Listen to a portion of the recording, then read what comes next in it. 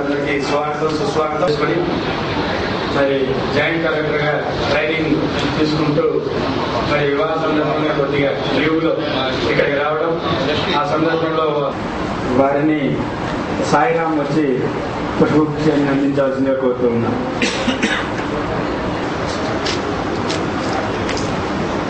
అదేవిధంగా వారిని ప్రణీత్ పుష్పగుచ్ఛంతో సత్కరించాల్సిందిగా కోరుతూ ఉన్నాం.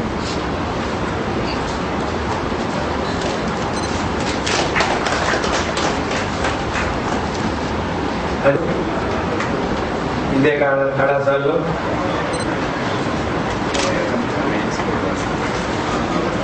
అదేవిధంగా వారిని మా మిత్రుడు చౌడేశ్వర వారి వాళ్ళ అమ్మాయి పుష్పగుచ్ఛంతో సత్కరించాల్సిందిగా కోరుతూ ఉన్నాం.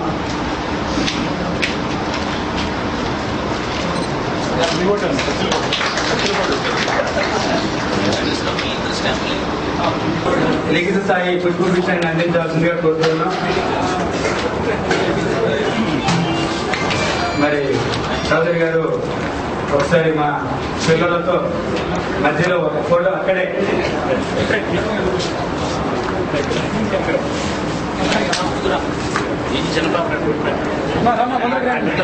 మధ్యన ఎవరున్నారు మీ అందరికి తెలుసా? ఎవరు?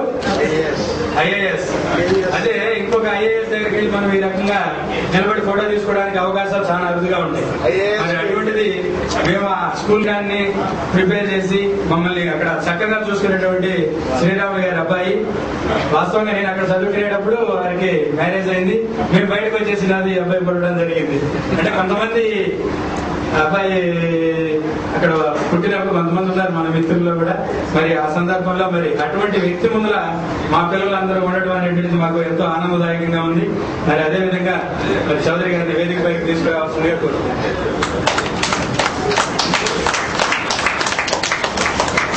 పైకి రావాల్సిందిగా కోరుతున్నా.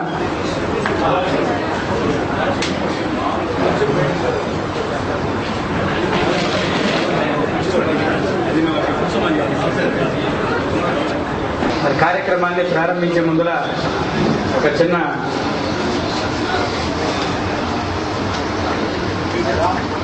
మరి మా మిత్రుల్లో Let me thank and congratulate Mr. Katragada Ramakrishna for having successfully arranged this meeting. You, as his colleagues, might be knowing it. He works very hard if he takes up an issue. కాబట్టి ఇంత కష్టపడి వీళ్ళందరినీ కలపడం అనేది వాళ్ళ సాధ్యమైన పని కాదని ఒక్కొక్కళ్ళు ఒక్కొక్క బిజినెస్ లో ఉంటారు, ఒక్కొక్కగా ఉంటారు. But he has taken lot of pains. అదేవిధంగా ఎన్టీఆర్ కళా పరిషత్ ఏ రకమైనటువంటి అదే చేస్తారు. But not with along with families. ఇప్పుడు నాకు దీని తర్వాత అనుకుంటుంది Sagar university old students association would be an added advantage to the children get inspired from his career.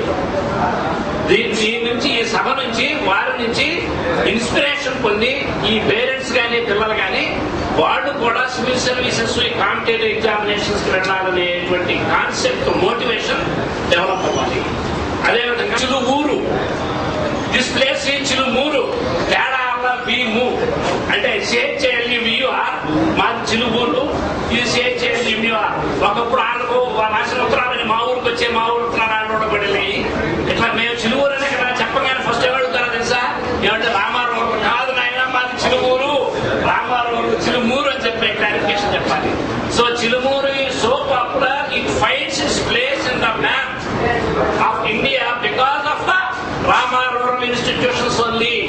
Minus Ramarao institution అది ఒక చిన్న కుగ్రామం అంతే కదా. చిలుమూరులో ఏమో లంకడి బాగుపడలేదు, ఆ చిన్నప్పుడే బాగుపడలేదు. ఆ ఊరికి బోట్లు అంటే పడవలే. Take it an opportunity to serve the society, serve the community, to serve the downtrodden. So with this few opening remarks, now I request Shri Ramakrishna to speak on.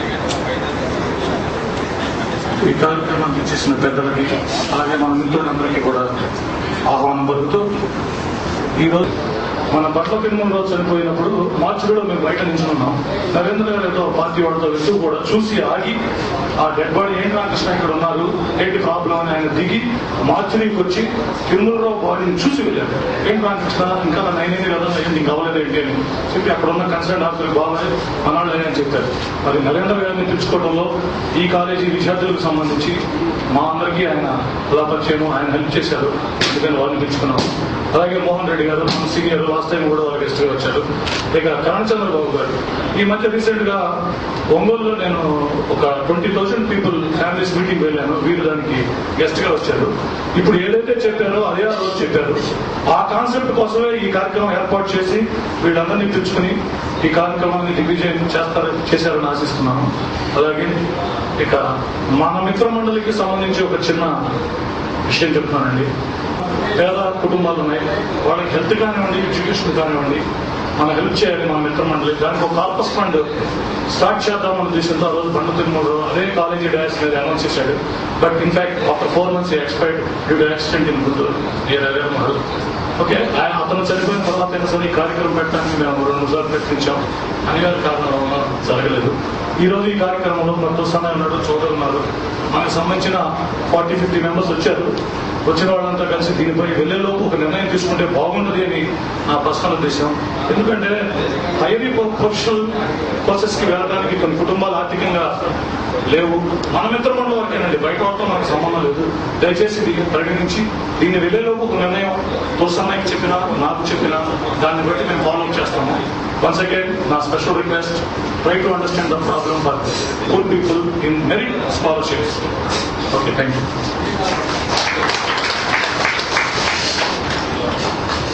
So ఈ ఆల్మనీలో మంచి చక్కటి ఆశయాన్ని కూడా రామకృష్ణ గారు చెప్పడం జరిగింది.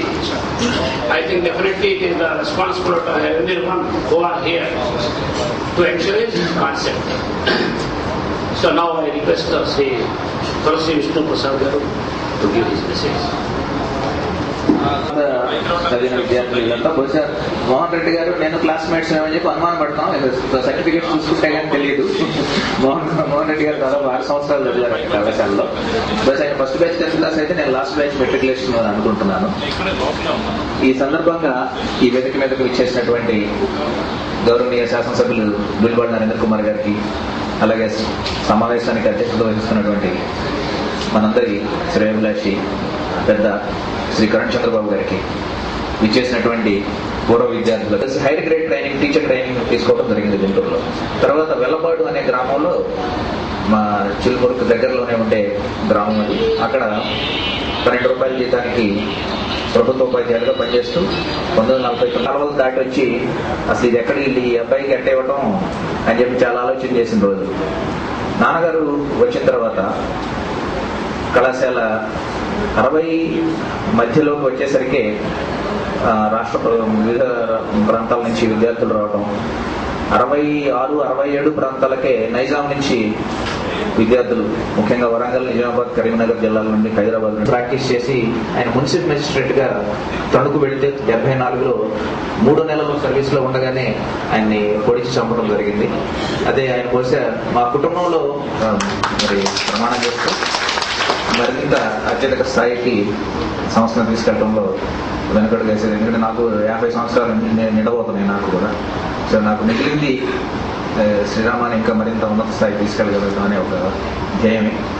మరి ఈ దిశగా పనిచేస్తామని, మరెన్నో ఇలాంటి పూర్వ విద్యార్థుల సమావేశాలు జరగాలని. రామారావు ప్రస్థానం, అదేవిధంగా మన సుబ్బయ్య చౌదరి గారు, ఇప్పుడు మీరు ఐఏఎస్ మీరు చదివినటువంటి సబ్జెక్ట్ మీరు విన్నారు కదా, ఎంఈసి, తర్వాత కామర్స్, తర్వాత MBA in rural management. Engineering కాదు, డాక్టర్ కాదు. కాబట్టి కేవలం ఇంజనీరింగ్, డాక్టర్లే చదువునే కాన్సెప్ట్ తొలగించే మీ మెడలో నుంచి బిఏ చదివినా ఒకటే, బీకామ్ చదివినా ఒకటే, ఎంఏ చదివినా, ఎంసీ ఏం చదివినా ఒకటే. అక్కడి నుంచి ట్రై చేయండి అందులో టాప్ పొజిషన్కి. అది ఏదైనా కావచ్చు, సివిల్ సర్వీసెస్ అనే కాదు, ఏ పొజిషన్ కావచ్చు అందులో. కాబట్టి కుర్రాళ్ళని ఆ విధంగా, మీ పిల్లల్ని ఆ విధంగా మోటివేట్ చేయండి. ముందు పిల్లలు మోటివేట్ చేస్తారు అని చెప్పి చిలుమూరుకు పంపించారు. నాతో పాటు మా వాళ్ళ దగ్గర 12-13 మంది నా కౌంటర్ పార్ట్స్, మా పిల్లలు, మా మేనల్లుళ్ళు అందరూ చిలుమూరులో చదివిన వాళ్ళే. ఇవాళ అదే డిసిప్లిన్ ఇవాళ మా లైఫ్లో కూడా నాన్నగారు ఇంప్లిమెంట్ చేస్తూ ఉన్నారు. చిరుమూరికి మేము వెళ్ళామంటే బయట ప్రపంచంతో మాకు సంబంధం ఉండేది. దగ్గర 4th to 10th నేను చిరుమూరులో తిరిగాను. ఇవాళ మా లైఫ్లో కూడా పొద్దున్నే నేను ఫ్యాక్టరీకి వెళ్ళామంటే రాత్రిపూట ఇంట్లో రావడం, ఇవాళ మీ పొట్టు వాడిని చూడటం కోసం నేను బయటికి రావడం, లేకపోతే నా దినచర్య ఫ్యాక్టరీకి రావడం. అందుకే నేను మంచి వక్తని కాదు, నన్ను క్షమించాలని నేను విరమిస్తున్నాను. రెడ్డి గారు మీకు ఆ డిసిప్లిన్ నేర్పింది చిరుమూరి అని చెప్పారు. We are happy to know it. కాబట్టి అదేవిధంగా మీరు ఇండస్ట్రీ బాగా డబ్బు సంపాదించండి, ఆ డబ్బుని సమాజ సేవకు కూడా ఆయన చెప్పారు. మన వాళ్ళు ఏది ఎవరో మన ఇన్స్టిట్యూషన్స్ మా ఈ కాలేజీ వాళ్ళు ఈ ఓల్డ్ స్టూడెంట్స్ కొంతమంది నీడి ఉన్నారని, అటువంటి వాళ్ళ సహాయం చేయండి తప్పనిసరిగా. కాబట్టి మీ మనీకి కూడా ఒక సార్థకత ఉంటుంది. తప్పనిసరిగా రెడ్డి గారు ఇటువంటి వాటిలో ముందుంటారని ఆశిస్తూ I wish him all the best in his industry and he will earn lot of. ఈ ఆత్మీయ సమావేశానికి అధ్యక్షత వహించిన చిరపరిచితులు, మున్సిపల్ అడ్మినిస్ట్రేషన్లో మంచి నిజాయితీ కలిగిన నిక్కచ్చిగా పనిచేసే అధికారిగా పేరు తెచ్చుకున్న మిత్రులు రామచంద్రబాబు గారు, అలాగే ఇందా చెప్పారు హర్నాథరెడ్డి గారు. పల్లం హర్నాథరెడ్డి గారి కుమారుడు ఇప్పుడే నేను చూడటం ఆయన్ని, ఎందుకంటే హర్నాథరెడ్డి గారికి మా తండ్రి గారికి పరిచయం ఉంది. కళాశాల అనేది ఒక భాగం అని చెప్పి తెలియజేస్తాం. ఎక్కడో మారుమూల గ్రామంలో వెంకట సుబ్బయ్య చౌదరి గారు ఆ రోజుల్లో, ఎందుకంటే ఏమీ లేని రోజుల్లో 1949 అంటే 63 సంవత్సరాల క్రితం ఆయన ఒక ఆలోచన, ఒక కాన్సెప్ట్ తీసుకొని గురుకుల పాఠశాల ఏర్పాటు చేయాలనే ఒక బీజం ఆయన 49లో వేయబట్టి ఇవాళ 63 సంవత్సరాల వారి యొక్క ప్రస్థానంలో ఎంతో మంది విద్యార్థుల్ని నైతిక విలువలతో కలిగిన విద్యని వాళ్ళకు నేర్పి ఈ సమాజంలో ఉన్నత స్థాయిలో ఉండటానికి వారు యొక్క భావి తరాలకు అందించిన ఒక ఆలోచన వల్ల ఇది సాధ్యపడింది. ముందుగా వారికి మనస్ఫూర్తిగా వారికి నమస్కారాలు తెలియజేస్తా ఉన్నా. ఎందుకంటే పెద్దల యొక్క ఆలోచన భావి తరాలకి ఉపయోగపడే ఆలోచన ఆనాటి పెద్దలు చేశారు కాబట్టి ఇవాళ ఎంతో మందికి విద్య పొందటానికి, వారి జీవితంలో పైకి రావడానికి, సమాజంలో ఒక ఉన్నత స్థాయికి రావడానికి దోహదపడింది. ఇవాళ ఎవరన్నా ఒక మార్పులు చూస్తా ఉన్నాం. ఎడ్యుకేషన్ చూసిన ఈ గుంటూరులో సివిఎన్ దంగ లాంటి వారిని, ఇటువంటి వాళ్ళందరూ కూడా ఇవాళ ఆ విధంగా ఉన్న వ్యక్తులందరూ కూడా తెరమరుగైపోయి కార్పొరేటీకరణ అనేది ఒకటి చేస్తా ఉంటారు. మారుమూల పల్లెటూరుకి వెళ్ళినా కూడా, మాలాంటి చిన్న టౌన్లకు వెళ్ళినా వచ్చినా కూడా అటువంటి వాటిని అన్నింటినీ కూడా తట్టుకొని వారి సుబ్బయ్య చౌదరి గారు ఏ ఆశయాలతో అయితే ఆ గ్రామంలో విద్యాలయాన్ని స్థాపించారో దాన్ని ఇవాళ వరకు కూడా వారి తండ్రి గారు మధుసూదనరావు గారు కానీ, వాళ్ళ తులసి విష్ణు ప్రసాద్ గారు కానీ ఆ ఆశయాన్ని, ఆ స్ఫూర్తిని ఎన్ని ఇబ్బందులు ఎదురైనా తీసుకువెళ్తూ ఇవాళ ఉన్న పోటీ ప్రపంచంలో వస్తా ఉన్న పోటీని తట్టుకునే విధంగా మార్పులు చేసుకుంటూ ఇవాళ 1500 మంది, ఇందాక అడిగి ఎంతమంది ఉన్నారంటే ఈ సంవత్సరం 1500 మంది దాకా ఉన్నారని చెప్తా ఉన్నారు. 1500 మందితో ఇవాళ ఆ పాఠశాలని 63 సంవత్సరాల తర్వాత కూడా అదే స్ఫూర్తితో నడుపుతా ఉన్నారంటే వారికి మనస్ఫూర్తిగా నా హృదయపూర్వకమైన అభినందనలు తెలియజేస్తా ఉన్నాయి. ఎందుకంటే వారసత్వాన్ని పొందటం గొప్ప విషయం కాదు, వారసత్వాన్ని నిలబెట్టుకోవటం గొప్ప విషయం.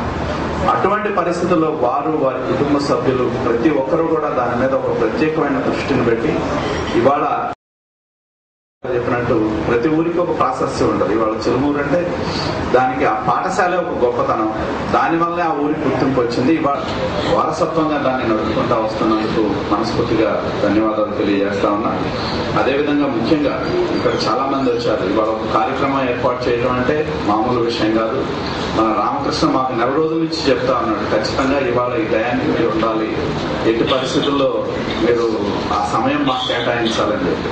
అలాగే మీ అందరినీ కూడా ఒక చోటకి తీసుకురావటం అంటే మామూలు విషయం కాదు. ఇక్కడ విచ్చేసిన మీ అందరూ సకుటుంబ సపరివారంగా అందరూ వచ్చారు. ఎందుకంటే సుబ్బయ్య చౌదరి గారు ఇవాళ ఐఏఎస్కి ఎంపిక కావటం అనేది చాలా సంతోషం. ఎందుకంటే ప్రతి ఒక్కరు కూడా ఆలోచన చేయాల్సిన అవసరం ఉంది.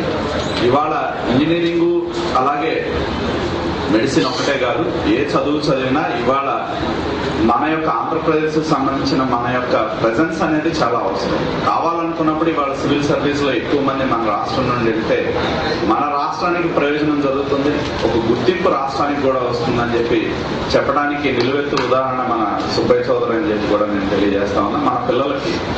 ఎందుకంటే మేమందరం కూడా రాజకీయాల్లోకి రాకముందు మేము కూడా 2-3 సార్లు రాసి మేము మధ్యలో రాజకీయాల్లోకి వచ్చినాడు 94లో.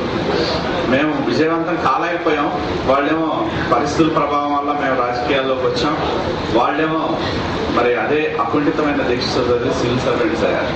ఎందుకంటే ఏదైనా సరే మనం మన కుటుంబానికి ఉపయోగపడతాం కాదు, సమాజానికి ఉపయోగపడంగా పడే చేస్తామన్నా. కాకపోతే ఏంటంటే ఇవాళ రోజుల్లో మా రాజకీయాలంటే ప్రతి ఒక్కరు దాన్ని నెగిటివ్ దృష్టితో చూస్తా ఉన్న పరిస్థితులు. నేను కూడా చెప్తా ఉంటా, రాజకీయ వారసత్వ పరంగా ఉండే చివరి వాళ్ళలో మా బొట్టాడు చివరి వాళ్ళు, మా తర్వాత సంగతి చెప్పలేదు. ఇవాళ రాజకీయాల పరిస్థితి చూసినా కూడా రాజకీయాల్లో మామూలుగా కొత్త వాళ్ళు ఎక్కడెక్కడి నుంచి వస్తారు, కానీ గతంలో అయితే సర్పంచులు చేసి మండల ప్రెసిడెంట్లు చేసి అట్లా రాజకీయంగా వచ్చేవాళ్ళు.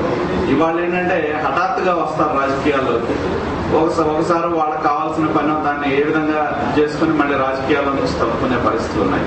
కానీ రాజకీయాలను ఇదివరకు పూర్తి స్థాయిలో రాజకీయాలు అంతా కూడా ఇక చివరి తరం మాదంతా ట్రెడిషనల్ పాలిటిక్స్ వారసత్వ రాజకీయాల్లో చివరి దీనిలో ఉన్న వాళ్ళం మేము ఉన్నాం. ఇప్పటికే మాలాంటి వాళ్ళం 20 సంవత్సరాలు అయిపోయింది శాసనసభ్యులుగా రాజకీయాల్లో మేము చేసేది కొంతకాలం చేయగలం. కాబట్టి మా అటువంటి పరిస్థితుల్లో రాజకీయాల్లో కూడా ఖచ్చితంగా మనం సమాజాన్ని ప్రభావితం చేయగలం. సమాజంలో మన చేతుల్లో మనం ఏదో వ్యవస్థ మొత్తం మార్చలేకపోవచ్చు, కానీ మన ద్వారా ఖచ్చితంగా మంచి చేసే అవకాశం బట్టి ఖచ్చితంగా రాజకీయాల్లో మనం అని మట్టి నేను నమ్ముతాను. కాబట్టి ఏంటంటే అలాగే ఇవాళ సివిల్ సర్వీస్ లో కూడా మన సుబ్బయ్య చౌదరి లాంటి వాడు కోరేది ఏంటంటే ఖచ్చితంగా మన పిల్లలకి ఒక మంచి పొజిషన్ రావాలి. ఇంజనీరింగ్ మెడిసిన్ అనే కాకుండా సివిల్ సర్వీస్ లో కూడా పాఠశాలలో వారు చదువుకొని ఇవాళ ఇందా చెప్పారు మామూలు రోజు ఇవాళ ఏంటంటే తెలుగు మీడియం చదవమంటే చాలా మంది అదేదో మనం ప్రతి ఒక్కళ్ళు ఇవాళ ఇంగ్లీష్ మీడియం కి గవర్నమెంట్ కూడా ఇంగ్లీష్ మీడియం తీసుకొచ్చేసింది గవర్నమెంట్ స్కూల్స్ లో. ఇదివరకంటే మేమందరం ఇప్పుడు మాతో పాటు మీ అందరూ కూడా దాదాపు అందరూ తెలుగు మీడియంలో చదువుకుని పైకి వచ్చిన వాళ్ళు. కాకపోతే వాళ్ళు ఇంగ్లీష్ మీడియం అనేది ఒక ఎసెన్షియాలిటీగా మారిపోయిన పరిస్థితి, తప్పనిసరి అనే ఒక భావం ప్రతి ఒక్కరిలో వచ్చింది. కానీ వారు తెలుగు మీడియంలో స్కూల్లో చదువుకొని ఇదివరకు పాత రోజుల్లో మనందరికీ తెలుసు, ఇదివరకు BA BCom డిగ్రీలకి మంచి డిమాండ్ ఉండేది పాత రోజుల్లో. తర్వాత ఇంజనీరింగ్కి వచ్చింది. ఇప్పుడు ఇంజనీరింగ్ లో కూడా ఏంటంటే ఇప్పుడు ఐటీ సెక్టర్ తప్పితే ఇంకో మిగతా బ్రాంచెస్ కి తక్కువ డిమాండ్ ఉండే నేపథ్యం. ఎందుకంటే ఈ ఐటీ అయిపోగానే అమెరికా వెళ్ళిపోవడం, అమెరికాలో ఉద్యోగం, డాలర్లు, డబ్బులు, కుటుంబం సెటిల్ అవుతుందనే భావన. ఇంజనీరింగ్ అయిపోయిన 4-5కి మనం సంపాదించుకోగలుగుతాం, కుటుంబానికి లేకపోతే మన కాళ్ళ మీద మనం నిలబడగలిగే పరిస్థితులు ఉన్నాయి. కాబట్టి ఎక్కువ ఆ విధమైన పరిస్థితులు కూడా మనకు కనపడతా ఉన్న నేపథ్యంలో ఖచ్చితంగా ఇటువంటి సామాజిక దృక్పథం కానీ సామాజిక స్పృహ కానీ ప్రతి ఒక్క వ్యక్తికి కూడా అవసరం. మనం ఏ స్థాయిలో ఉన్నా ఏ పరిస్థితుల్లో ఉన్నా, అది వ్యాపారవేత్త కావచ్చు, రాజకీయవేత్త కావచ్చు, విద్యావేత్త కావచ్చు, ఆ సామాజిక స్పృహ అనేది మనం లేనప్పుడు మనుషులుగా మనకి ఇది కూడా ఉండదని చెప్పి నేను తెలియజేస్తా ఉన్నా. కాబట్టి ఒక సామాజిక స్పృహ, ఎందుకంటే ఇది మీ కుటుంబ సమావేశం, మేము తొందరగా ముగిస్తే తర్వాత మీ కార్యక్రమాలు ఉంటాయి, మీరు మాట్లాడుకోవటం, లేకపోతే మీ చిన్నతనంలో సంగతులు కావచ్చు, మీ కార్యక్రమాలు అన్నీ ఉంటాయి. కాబట్టి ఈనాడు మీతో కలిసే అవకాశాన్ని నాకు కల్పించాడు మా రామకృష్ణ. చాలా సంతోషం. ఈరోజు మీ అందరికీ రాబోయే నూతన సంవత్సర సంక్రాంతి శుభాకాంక్షలు అని చెప్పి ప్రతి ఒక్కరు కూడా తెలియజేస్తూ సెలవు తీసుకుంటా ఉన్నా. జై హింద్. అవునా కదా? ఏకీవిస్తారు లేదా? మీరు ఎంత సంపాదించారన్నది దానివల్ల ఏమైంది? మనం కూడా ఆ ట్రెండ్ లెవెల్ తప్పట్లా. సొసైటీలో వాల్యూస్ చేంజ్ అయిపోయినాయి, హ్యూమన్ వాల్యూస్ చేంజ్ అయిపోయినాయి. All relations have become commercial. అన్ని కూడా ఆర్థిక సంబంధాలు అయిపోయినాయి, కానీ మానవ సంబంధాలు లేవు. మానవ సంబంధాలన్నీ ఆర్థిక సంబంధాలుగా మారిపోయినాయి. లాస్ట్ డికేడ్ నుంచి మానవ సంబంధాలని ఆర్థిక సంబంధాలుగా మార్చడంలో రాజకీయ నాయకులు చాలా సక్సెస్ అయ్యారు. I'm very sorry to say this is sarcastic statement. కాబట్టి మళ్ళీ మానవ సంబంధాలను నెలకొల్పాల్సిన బాధ్యత సమాజం మీద, సంఘం మీద, మనందరి మీద ఉంది. కాబట్టి ఆ దిశగా మనం అందరం కూడా తప్పనిసరిగా పనిచేయాలి. ఇంకెవరన్నా మనలో నుంచి, మీలో నుంచి, మీ కుటుంబ సభ్యుల నుంచి, మీలో నుంచి మాట్లాడితే వారు మాట్లాడవలసిందిగా కోరుకుంటూ చివరగా మన సుబ్బయ్య చౌదరి గారు మాట్లాడతారు. ఒక కారు అర్థంగా ఉందంటే 2556 ఫోర్డ్ 2556 2565 ఈ కార్ కాస్త అడ్డంగా ఉందంటే అక్కడ కాస్త తీయండి. సార్ నమస్కారం. అందరి చిన్నపిల్లలు నా బెస్ట్ విషెస్. నేను అంటే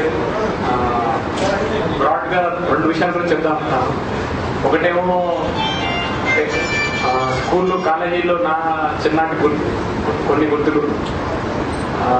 తాతయ్య గారు 80లో చనిపోయారు.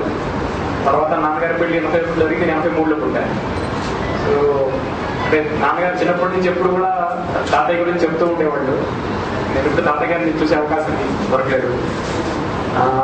కానీ ఎప్పుడు కూడా ఎందుకో వెనక మనసులో ఆ మాటలన్నీ గుర్తొస్తూ ఉంటాయి మళ్ళీ.